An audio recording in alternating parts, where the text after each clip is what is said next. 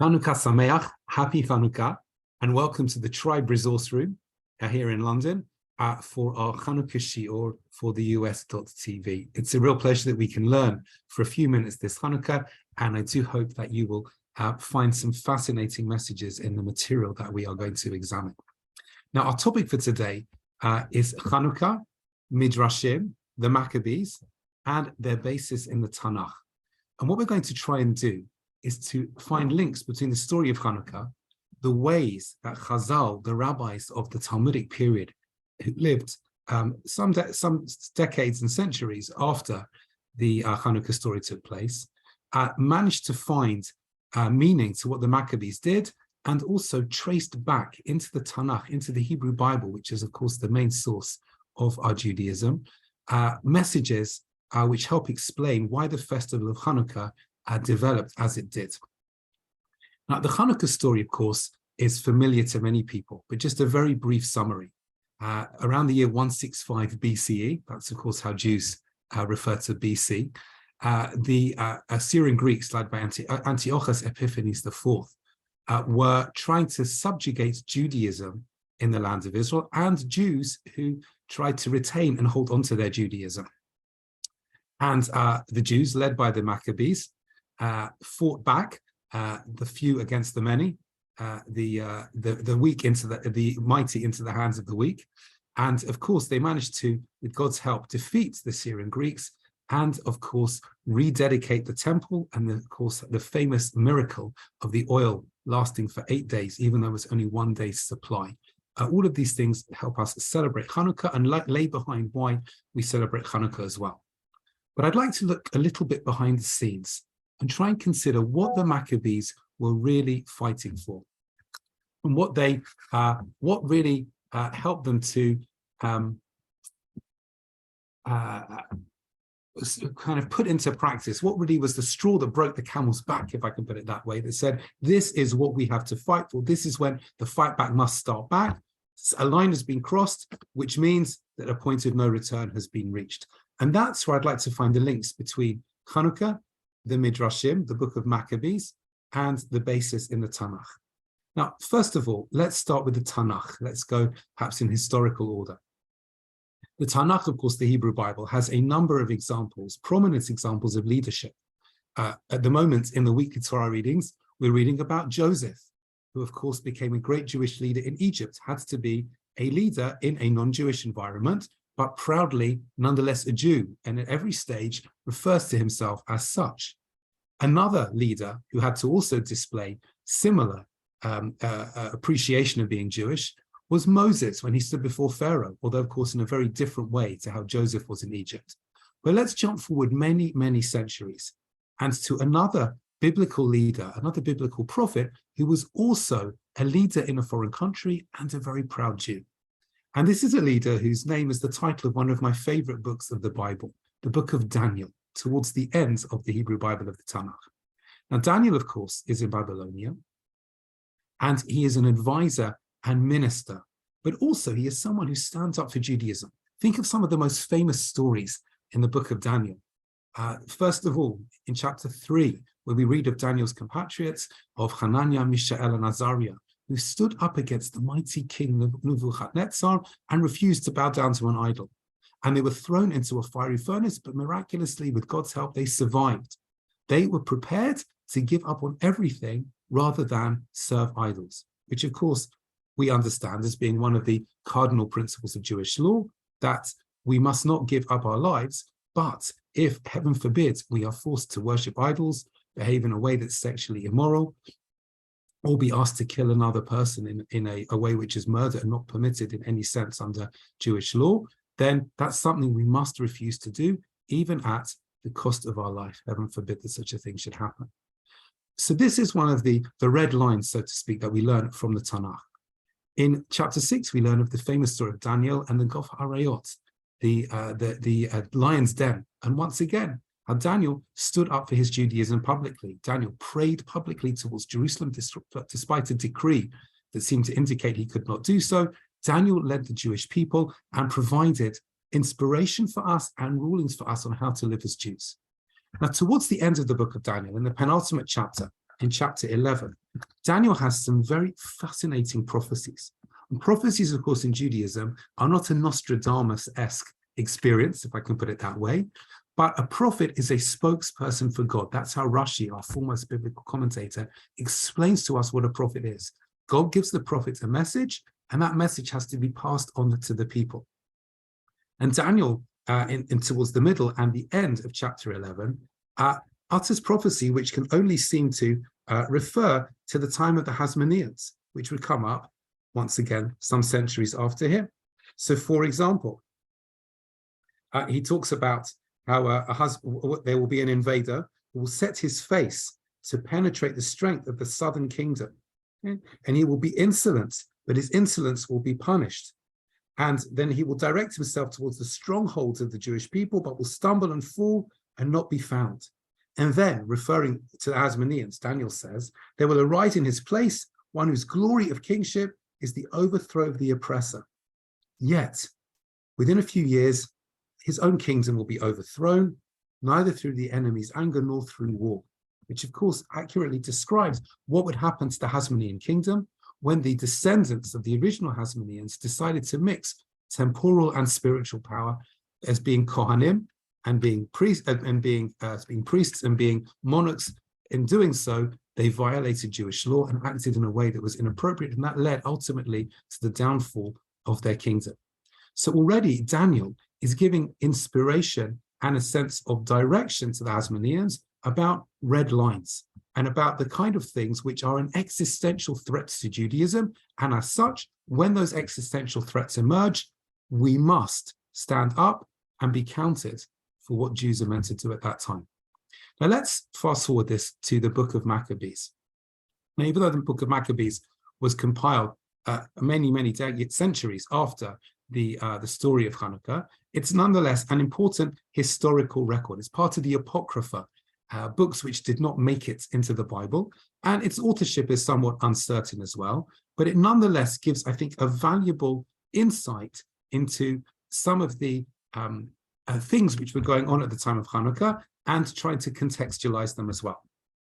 And I'd like to read to you from the second book of Maccabees, the second chapter rather of the first book of Maccabees. The book of Maccabees has two sections, and in the second chapter there is some fascinating background to the Chanukah story. Now, I'll paraphrase for you. The Jews, of course, in Modi'in, that's where the Maccabees were based, dealt with a Jew who was worshipping a Greek idol, and they rebelled against the Greek soldiers there. But in order to try and consolidate, they left Modi'in to try and be away from the open spaces where the larger Greek forces, the superior numerically Greek forces, could come and attack them, and hid in various caves. And a number of other Jews did so in other places too. And as the book of Maccabees portrays it, the question arose of what to do on Shabbat. Because when the Greeks came on Shabbat and tried to attack the Jews, there were some Jews who said, no, we are not allowed to fight on Shabbat. And tragically, they were lost to the Greek oppressors. But the other Jews, represented, of course, by the Maccabees in particular, said, no, we are clear that Jewish law tells us that pikuach nefesh tochet ha-Shabbat, a famous Hebrew phrase, that preserving life, if one is, God forbid, in a life-threatening situation, that pushes off the observance of Shabbat, and we do what is necessary to preserve life. Now, why might there be some dispute about this? It seems a cardinal principle of Judaism. What the book of Maccabees hints at, and this I think is certainly alluded to in the Midrashim, the rabbinic teachings from the Talmudic and earlier periods, particularly those which appear in the second parak of of Masechet Shabbat, of the volume of Shabbat in the Talmud, that describe the Chanukah story and focus in particular on the spiritual element, almost entirely leaving out reference to any military victory, because the emphasis is on the spiritual victory. But what the book of Maccabees, I think, is alluding to is the context in which the Hasmoneans were fighting. The leading sages at that time in the land of Israel, we learn in the fourth Mishnah of the first chapter of Pirkei Avot, the ethics of the fathers. The leading sages were Yossi ben Yochanan and Yossi ben Yoezer. And one of the things which they taught was that your house should be a meeting place for sages. Now, at this period in Jewish history, we were still undergoing somewhat of the effects of the transfer of leadership from the prophets, people like Daniel and those who came for a short period after him, and what we were to call Chazal, the rabbis of the Mishnah and the Gemara period, the Talmudic period, and some of that intervening period between the end of prophecy and the formalization of the Talmud as well. And those leaders, those scholars, those Chachamim, were people who were not prophets, they were not Nevi'im, they weren't getting messages from God to pass to the people. Instead, they were people who, through their own piety and scholarship, in a meritocratic sense, became the leaders of the people. And they represented what we call the Prushim, the Pharisees. And one of the most important elements of the belief of the Pharisees, which is authentic Judaism, was their belief in the oral law that was given at Mount Sinai, a kind of not just law, but also a basis of a common law principles in our language, I suppose, which our leaders applied to the context of their time and their lives throughout the generations afterwards. The oral law sits alongside the written law of the Torah. The two are two separate parts of a whole, which have to go together. And in doing so, that's what gives us the basis of Jewish law. But the opponents of the Pharisees were called the Sadducees, and they did not accept the oral law. They denied its validity, and they denied its power. And the Sadducees may well have pointed out, where is the source in the Torah that clearly tells us, the written Torah, that pikuach nefesh dochet haShabbat, that saving life pushes off Shabbat? And they had a good question. Because if we look in the Talmud, in the Gemara, in Masechet Yoma, on page 85, both folio A and folio B, the Gemara offers a number of possible sources for the rule that pikuach nefesh dochet haShabbat, the pikuach nefesh pushes off Shabbat, telling us, parenthetically, so to speak, that there isn't one single clear source. We could only understand fully pikuach nefesh dochet haShabbat by reference to the oral law, the Torah Sheba'al Peh, which the Pharisees upheld, and which was upheld by Yossi ben Yochanan and Yossi ben Yoezer. And the Hasmoneans, the Maccabees, allied to those two great sages.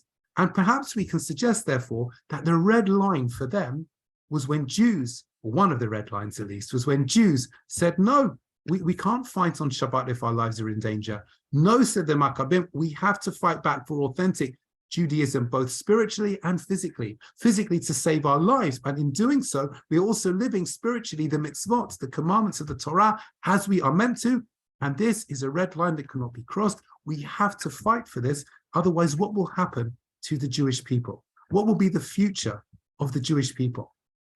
So therefore, by making sure that they could emphasize the significance of Shabbat, the Hasmoneans said, this is something which we need to fight for, because it's not just about Shabbat, it's about the entire validity of Judaism. Without this belief in the oral Torah alongside the written Torah, what will happen to Judaism? What will be?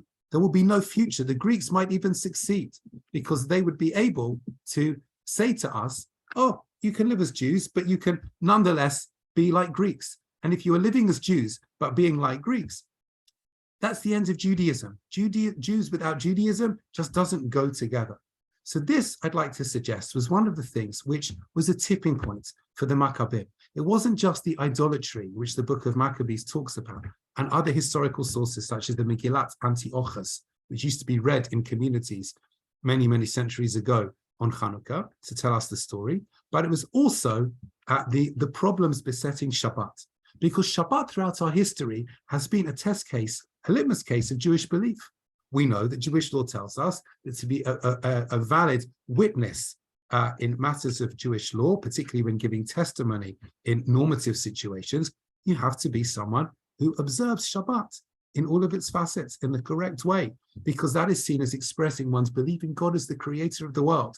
And not just that God created the world in 6 days and rested on the seventh, but God remained in touch with the world every moment. God remained concerned with the world.